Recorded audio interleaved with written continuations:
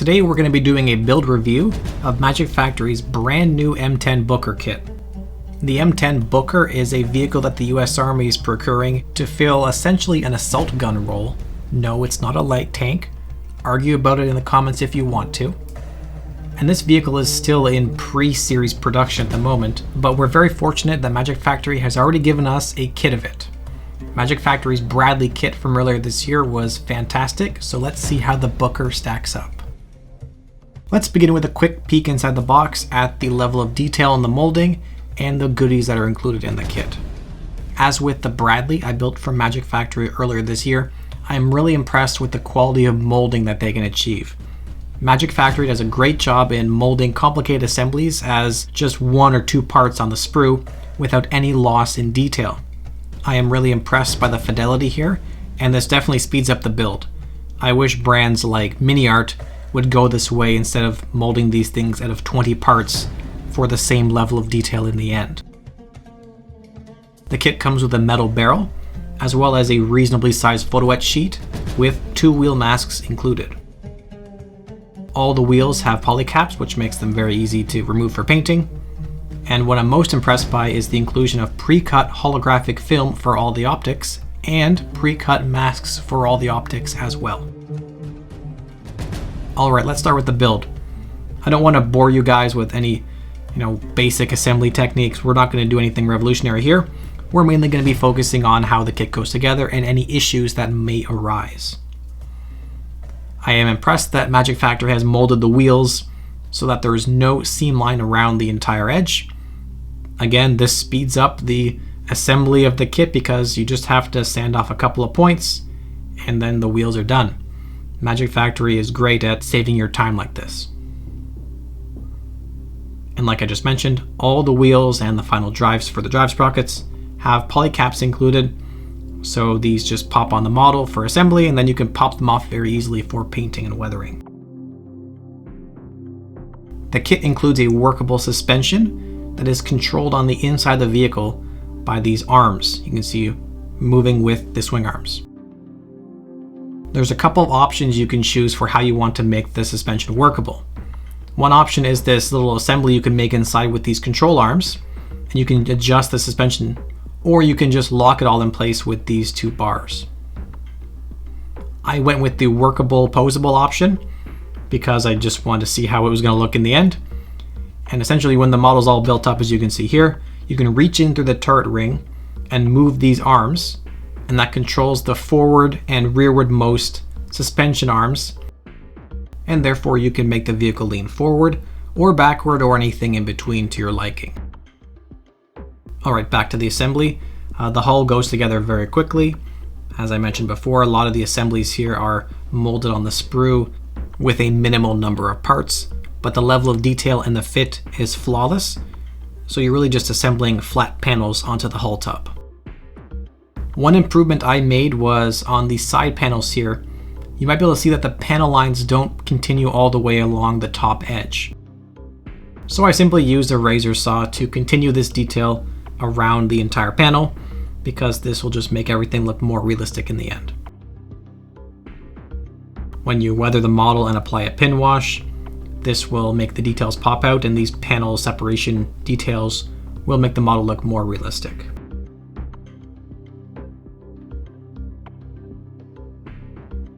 A number of these panels that you're going to be gluing onto the hull tub, I noticed had raised ejector pin marks on the rear surfaces. This is not a huge hassle, but it's just extra time and work, and make sure that you do a good job of smoothing these out so that the parts fit properly onto the model. The kit includes what I think is a reasonable amount of photo etch. There's not excessive parts that don't need to be included as PE, but where it's required, you have a few PE details.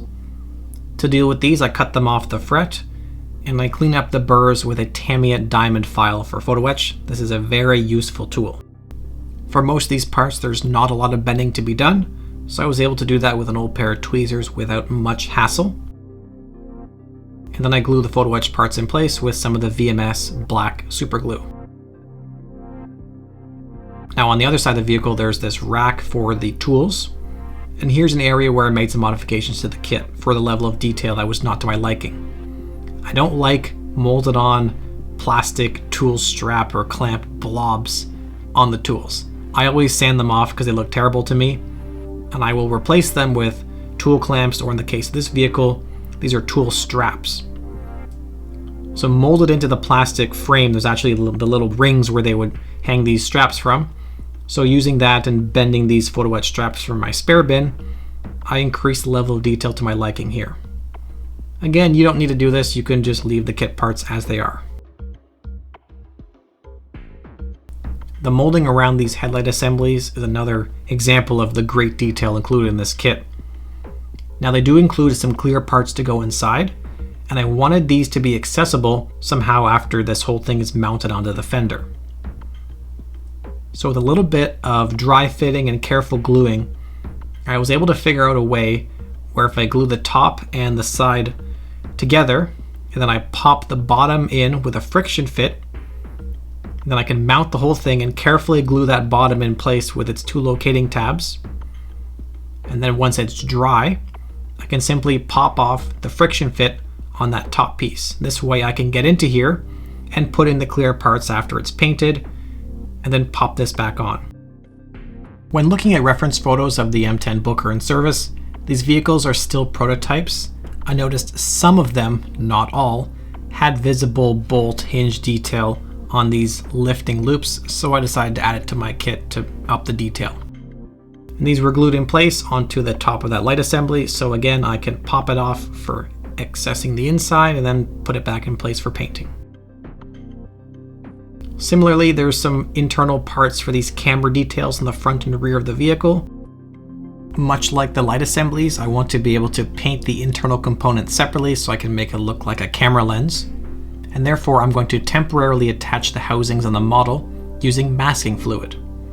This way I can paint and weather the housing so it matches the rest of the vehicle, and I can pop it off later and put the camera part inside and then glue everything in place. I like to use masking fluid rather than something like white glue for temporary attachment of components because it is much more ductile, not brittle, so it can take a couple of bumps and the part's not going to pop off. Alright, now this part was a bit of a pain to fold.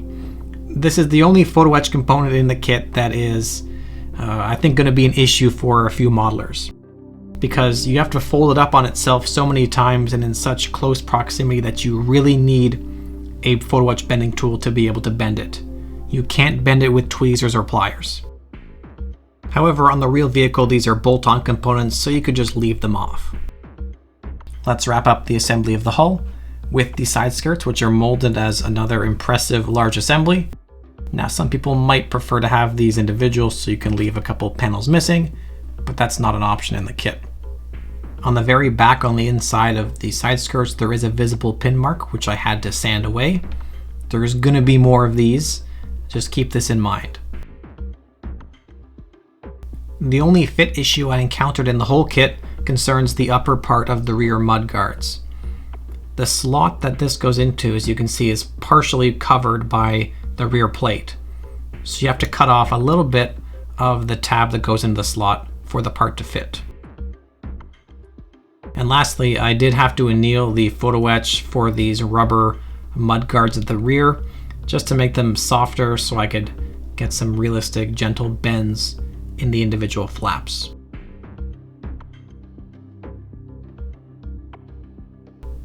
The turret goes together just like the hull. A pair of large tubs that are well molded in terms of the weld lines and bolt details, and the fit is perfect. I just can't get over the complicated shapes in these molds, and then everything just fits together absolutely perfectly. This is top tier kit engineering. I wish every kit was like this.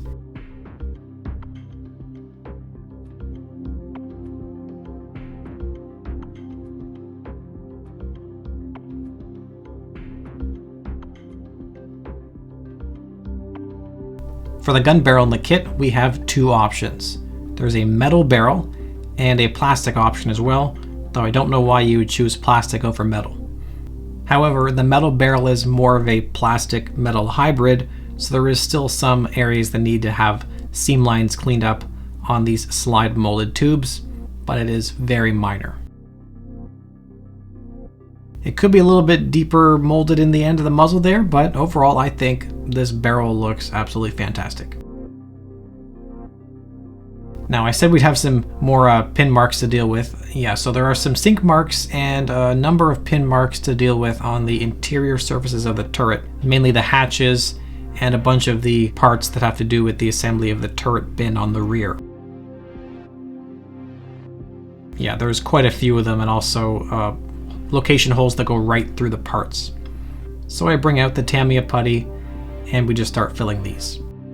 This was one of the two aspects that disappointed me a little bit about this kit, because it feels like a modern kit shouldn't have pin marks all over the place like this. Though I'm not an injection molding engineer, and I do appreciate that sometimes you just can't avoid pin marks in certain areas. So after the first round of filling all the pin marks, then we glue everything together and then we fill the locating tabs as well. Yeah, the majority of this work was surrounding the interior surfaces of this rear turret bin. And you can see I'm mainly using a 600 grit sanding sponge from God Hand. This is a very useful tool in this case.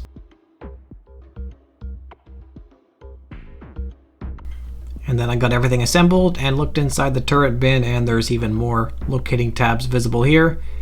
And I decided I'm not going to do a third round of filling because I'm going to put stowage in there anyways, and that's going to cover it all up, so wasted effort.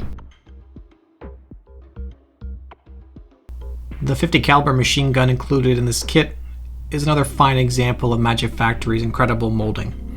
This thing is slide molded and it's just as detailed as anything I've ever seen in plastic. Even the barrels have these super fine molded flash hiders. Looks fantastic. There's 3 options for the barrels in the kit, and one of them is a blank firing adapter, which is advertised as included, but when you actually read the instructions, they want you to scratch build half of the thing. That's the second disappointment in the kit. Now fortunately I have this on hand, a Def Model 3D printed blank firing adapter for a 50 cal. So I decided to just use that instead because I don't have to scratch build the thing, and it is slightly more in scale than the kit parts on the sprues. Beyond the 3D printed barrel, the only modification I did to the 50 cal was drilling out the front sight hood here because it was molded solid. And I simply CA'd the barrel in place, and this machine gun definitely looks the part. This is just beautiful.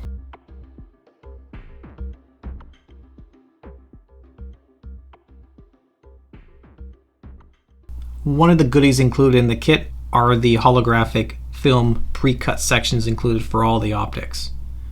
I simply pop these off of the sheet and we carefully put them in place on the model. Where they go is already kind of recessed into the plastic part, so you know exactly where to place them. And then I grab the pre-cut masks that are also included and I put these in place. The film is sticky enough that when you peel the tape off later, it's not going to take the film with it. This is another example of Magic Factory's great quality of life improvements in their kits. Alright, I saved the best for last. The tracks in this kit have a lot of parts, let's just say. There are, if you count them, 9 parts to assemble per individual track link. Now luckily they do give you a couple of nice jigs to help you with the assembly here, and the inclusion of these pre-cut metal track pins will make the tracks very strong once you put them together. And I put together a few of them, but it just takes so much time because you have to sand every single part because there's attachment gates on it from the sprues, and I was not having it.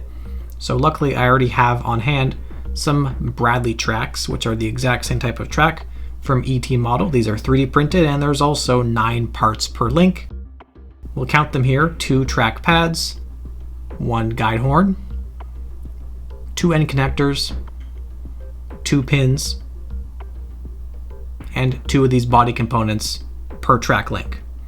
However, these go together faster than the kit tracks because they're 3D printed and there's essentially no cleanup required. You just pop some of the parts off the build plate. A bunch of them are pre-popped off and they're in bags for you. And you basically just got to put on some kind of video or show to watch and mindlessly assemble these, which took me 4 evenings. However, they are actually very nice to put together, if not tedious.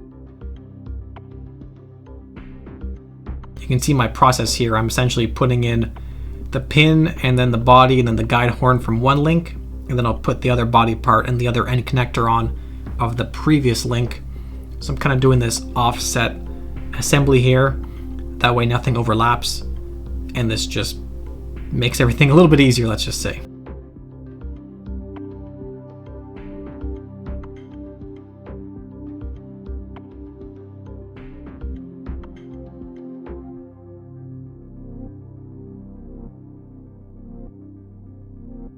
Now, unfortunately, the idler wheel in the kit is not posable. It is fixed unless you were to cut this piston here and extend it a little bit. That way you can get the deflection on the idler wheel here. However, I did not need to change the position because as it was, if I put on the 88 tracks that Magic Factory recommended, everything fit together and lined up perfectly. And yes, 88 tracks times 9 parts is 1,584 parts for the tracks. And that is my build review of Magic Factory's new M10 Booker, brand new kit of a very unique subject. As you can see, I am very impressed with the kit. I made a few modifications and had a few tips and tricks for you there for assembly, but overall, great kit. Just 2 complaints for me, which is 1, excessive pin marks in my opinion on the inside of the turret bin, and 2, they didn't fully include the blank firing adapter that's included in the kit. Additionally, the tracks that are included in the kit are absolutely insane, but you really can't simplify them any more than that while maintaining full workability if you're modeling the complicated double pin tracks on a modern vehicle. Thank you very much for watching. If you have any questions or comments, post them on below. And if you like my work, you can support me on Patreon. Just $1 a month there really helps me out.